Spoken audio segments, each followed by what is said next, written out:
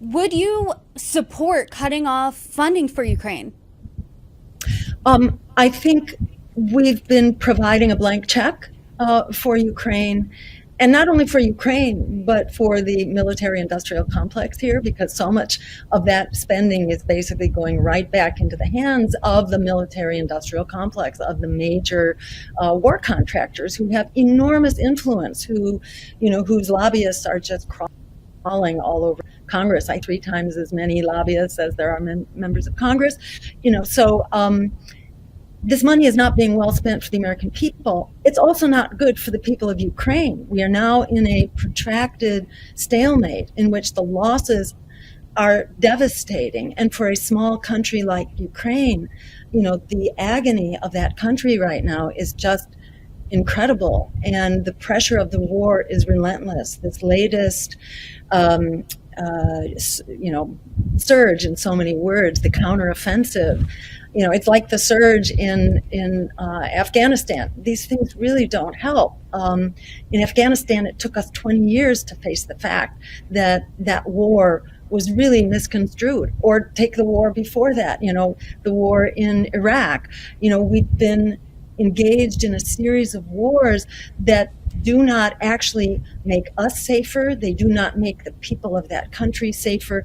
We need a negotiated solution. We need a ceasefire on an emergency basis, and we need negotiations. And in fact, that process was actually going very well in the spring of 2022, when a negotiated solution was really at hand, and the US and the UK basically disrupted the negotiation process. So I think at this point we need to go back to the drawing boards, and we really need to insist that these billions of dollars that are hurting people, that are not making us safer, not making Ukrainians safer, that not be spent in our name. And we need to move forward with the only way that we can solve this problem.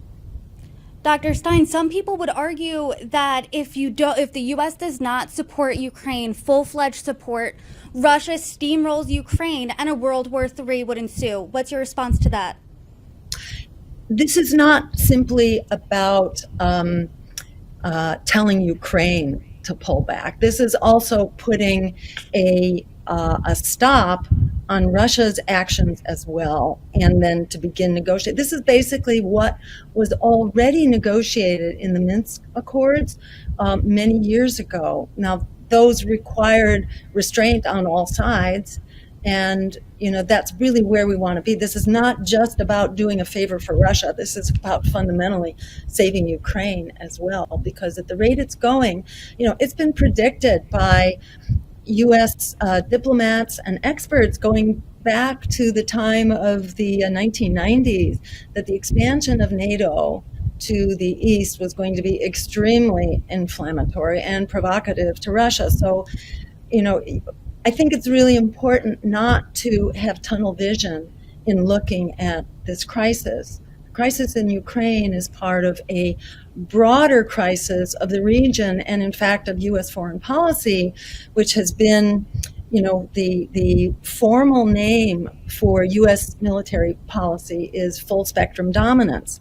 It's the concept that the U.S. will dominate all regions, all economies, all military strength, and that any nation would not be allowed to rise that might potentially be a competitor. If you look at the track record, it's extremely alarming. The U.S., according to the congressional record, has sent troops into other countries in the last 30 years, something like 250 times.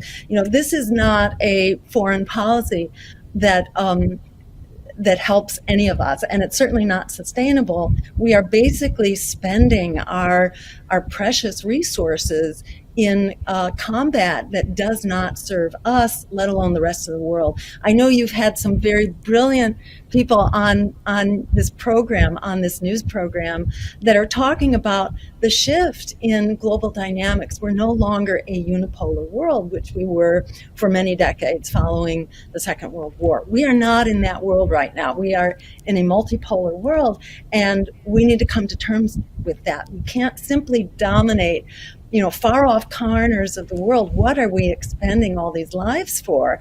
Basically over who's going to control provinces in eastern Ukraine. What exactly does that have to do with our welfare and our security?